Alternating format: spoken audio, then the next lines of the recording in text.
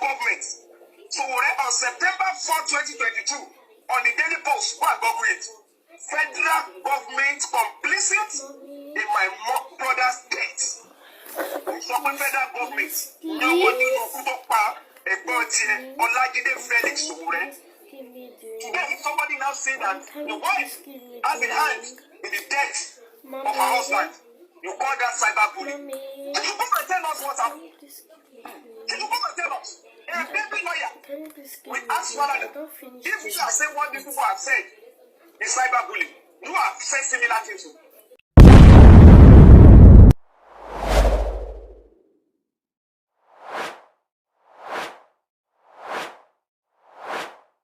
Still on justice for Mohbad. Justice for Mohbad. Like I told you initially, if you've been on this channel, if you're subscribed to this channel, you'll know what I'm talking about.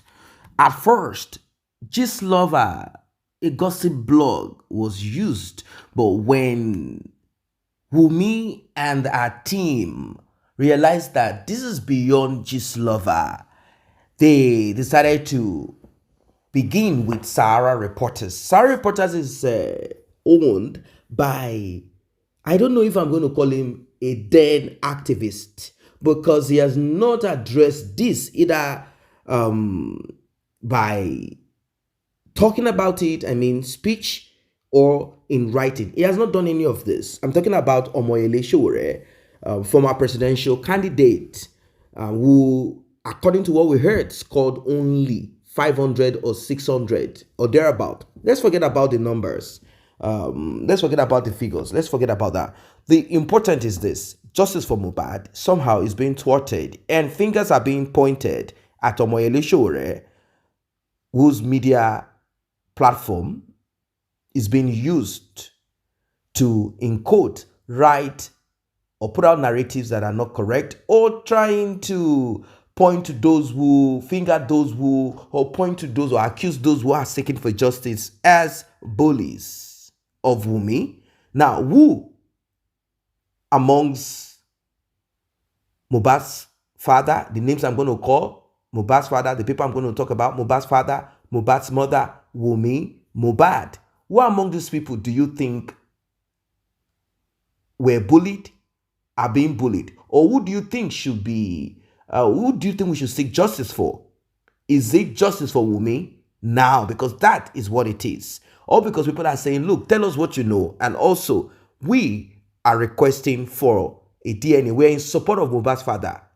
I know the law does not permit us, but since they could call us into it, and we requested for the government, the police, to exhume the body of Mohbad, I think we also have a right. We have at least our voices, isn't it?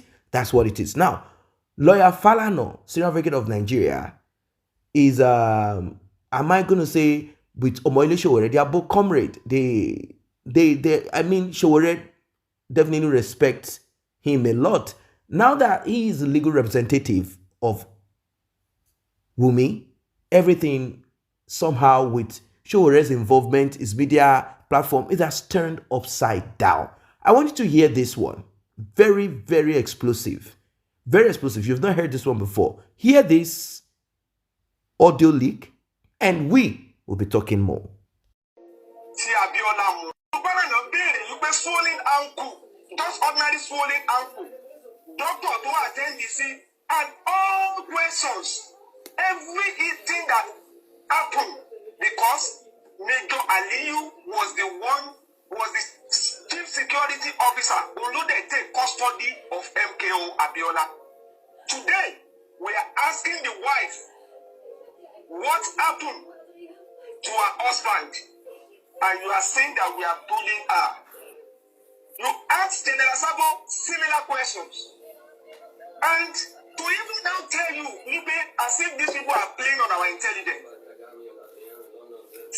In the letter T, Falana a baby lawyer should ask Falana. He stands on the death of Chibola Ige. Igbati Omishori don't appoint Omishori as the secretary of APC. Falana came back that appointment is not in order, and gave an impression that Omisore being the prime suspect, that investigation to unravel the murder of Kibolege will be compromised. Is that not a cyber bullying? Is Omisore not entitled to a fundamental human right to be appointed to any position? Let me give you another instance. During their own generation, they had a legal radio station. Nigeria supported them because they called it Revolution Radio. Illegal. During their own time, they had a social movement that now transformed into a cult group in Nigeria. Nigeria still supported them because I believe they have a just cause. MKO Abiola radio station. Even on the death of MKO Abiola, they march us out. That they don't riot, cannot protest. Today, people are just asking simple questions over the death of Mohbad. And you are calling it bullying? Sowore, let me quote Sowore when Abiola died. He said people who betray, they and murder him or were the ones in power yesterday, today, and likely tomorrow. They will continue their murderous trade until revolution now. 1998. What do you call that? You even accuse federal government. So on September 4, 2022, on the Daily Post, go and Google it. Federal government complicit in my brother's death. So federal government, no one to Felix Sowore. Today, if somebody now say that the wife has a hand in the death of her husband, you call that cyberbullying. Can you come and tell us what's happening? Can you come and tell us? A baby lawyer, we ask Falana, if you are saying what these people have said is cyberbullying, you have said similar things. Publicly. So nobody should bully anybody into silence. Forget about son, Baba. About people, so many are going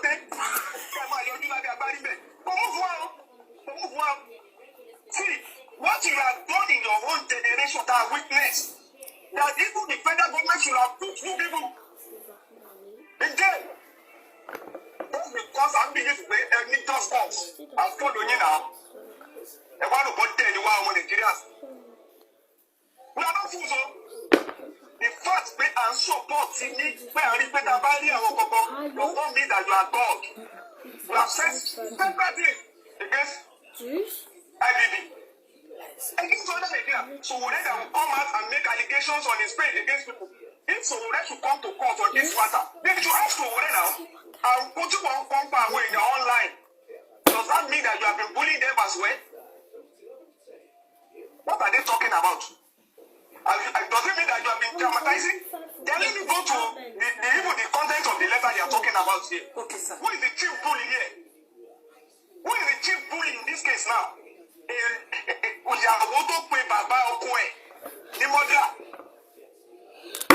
you think that by just writing a letter to the police will, who is Falana, is the president of Nigeria, you mean that the police will automatically assume that those people are police?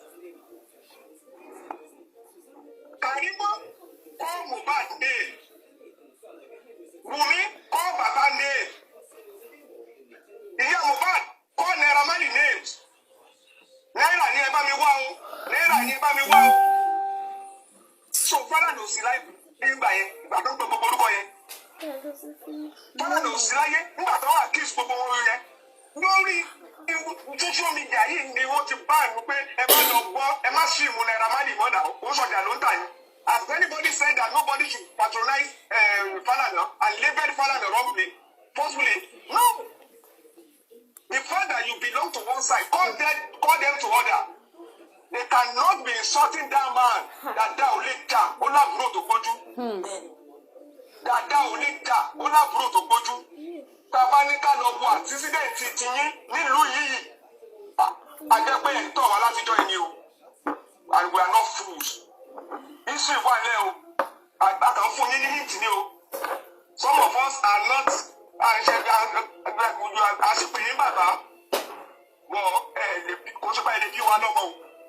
But we are following you just because I believe when you are that You cannot be twisting our head and think that because somebody did that for Falana, then everybody will bow. Overrated. Thank you, my sister. This is serious. This is serious. Somehow the RIP of Mohbad exposed, revealed, put light, shine light on certain individuals, certain people that many people respect, many people glorify, many people think and thought that they were people of integrity. You see, I am kind of looking at it this way. We are moving into a different era. Yes, we are moving into a different space. Yes, we are moving into this different position. I don't know if you are beginning to see something different in what is happening all over the world and even in Nigeria. Talking about this RIP of Mohbad, certain individuals who people thought were people of integrity, certain individuals that people respected. Just look at the case of Mohbad. Who would have thought that Falana, senior advocate of Nigeria, not because those who are close to him do not know certain things. He's a human being. We are not saying he's a saint, but he used to be an activist. And in cases such as this one, there are ways they would have handled it. Then Sowore, wow, this is terrible. This is terrible. Omoyele Sowore, Sahara reporters, who was also persecuted, is now behind Wunmi. Now, people have asked questions. How much was Sahara reporters paid? Was Sahara reporters paid through Falana? We don't know. Is he doing this because he wants to do it? What exactly is the prompt? What is the prompt? What is it that Sahara reporters, Samuel Sowore, or whoever, what is it that they saw and they feel and believe that they are right behind justice, or they are the ones who are at the forefront of justice for Mohbad? How? Now, Sahara reporters definitely knows about the RIP of Mohbad, and one way or the other, he must have lent his voice to it. But how then did it become justice for Wunmi? No one is saying Wunmi should be persecuted and taken out of this world without simple, interrogation or questioning. What are we even asking him? What are we asking him? What are we asking Sowore to do? Nothing. Simple. Ask for the same justice that we're asking for. What will it cost you to put the same there? DNA is a must. If it were the Sowore of those days, he would have been talking about DNA at this time. For sure. It's so sad. This is where we've gotten to. Now, you heard from the guest. He made mention, he talked about some of the cases that Falana handled. And he also talked about Omoyele Sowore, who lost his brother. And he accused the federal government of being behind the RIP of his brother. And the question that is being asked is, why did you accuse the Nigerian government? Why did you accuse the Nigerian government? Why did you put this in your on your blog? Why? You should have just kept it like it's a natural RIP, is the will of God. Why?